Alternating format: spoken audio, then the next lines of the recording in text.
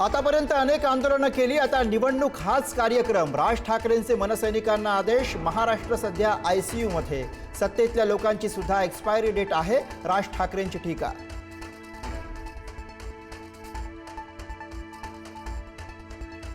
एकनाथ शिंदेंच्या भेटीमागे राजकारण शोधू नका, राज ठाकरेंचं स्पष्टीकरण। मुंबईतील अवैध पार्किंग संदर्भात भेट घेतल्याची माहिती। विरोधी पक्षांनी विरोधकांचं काम करावं, राज ठाकरेंचा टोला।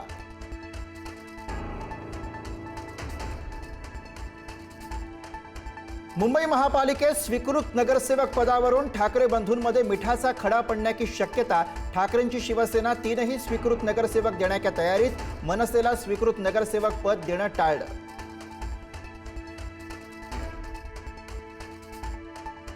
कोत्या मनाच्या प्रवृत्तीकडून कधीही स्वीकृतीची अपेक्षा बाळगू नये।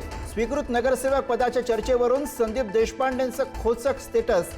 3 पैकी 1 स्वीकृत नगरसेवक पदासाठी मनसे होती आग्रही।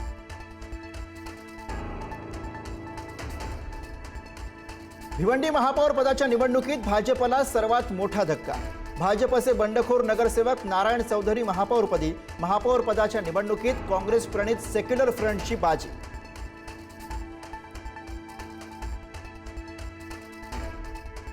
भिवंडी महापालिकेत भाजपचे 6 नगरसेवक फुटले। महापौर पदाच्या निवडणुकीमध्ये भाजपच्या स्नेहा पाटलांना 16 मतं, तर बंडखोरांवरती कारवाईचा भाजप प्रदेशाध्यक्ष रवींद्र चव्हाणांचा इशारा।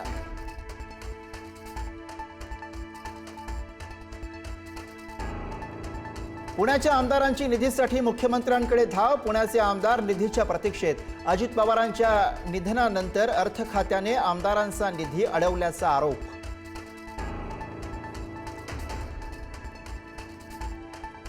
सोलापूर महापालिकेच्या महासभेत गोंधळ। स्वीकृत सदस्यांच्या निवडीवरून भाजप आणि विरोधकांमध्ये जुंपली। भाजपकडून 9 पैकी 8 नावं घेतल्याने महापौरांच्या व्यासपीठावरती हात आदळत विरोधक आक्रमक।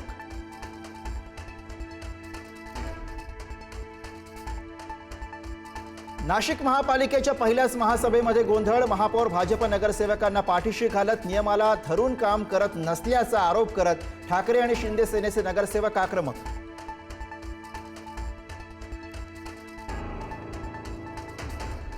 मंत्री छगन भुजबळ यांची तब्येत बिघडली। अचानक पोटात दुखू लागल्यानं भुजबळ नाशिक दौरा अर्धवट सोडून मुंबईला रवाना।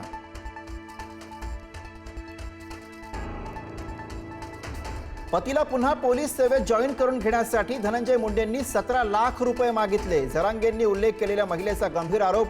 मुंडेंचे निकटवर्तीय फड यांनी बंदुकीने धमकावल्याचाही दावा। फड कुटुंबियांनी मात्र आरोप फेटाळले।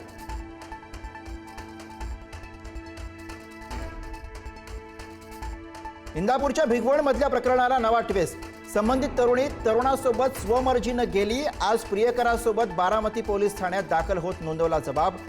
आई आणि भावानं खोटी तक्रार दाखल केल्याचं प्रतिज्ञापत्रही केलं सादर।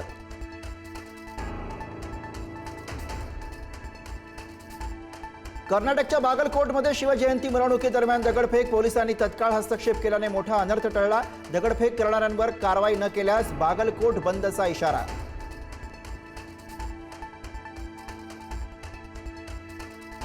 कोल्हापुरात शिवजयंती दरम्यान तरुणांची हुल्लडबाजी। दुचाकींचे सायलेन्सर काढून कर्णकर्कश आवाजात हैदोस। दुचाकी पेटवून थेट पंचगंगा नदीत फेकली।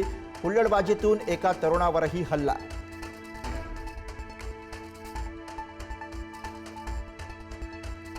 अवैध गुटखा आणि माव्याच्या साठ्यावर छापा टाकताना महिला अधिकाऱ्यावर हल्ला। सोलापूरच्या म्हाडा तालुक्यातील बावी इथली घटना। महिला अधिकाऱ्याच्या अंगावर टेम्पो घालण्याचा प्रयत्न।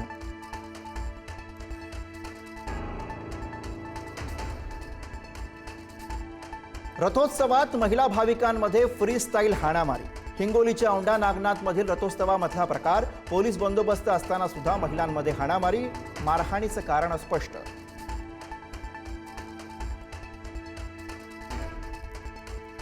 दिल्लीतल्या AI इम्पॅक्ट समिटमध्ये युथ काँग्रेसचं आंदोलन। PM इज कॉम्प्रोमाइज म्हणत कार्यकर्त्यांचा पंतप्रधान मोदींवर निशाणा।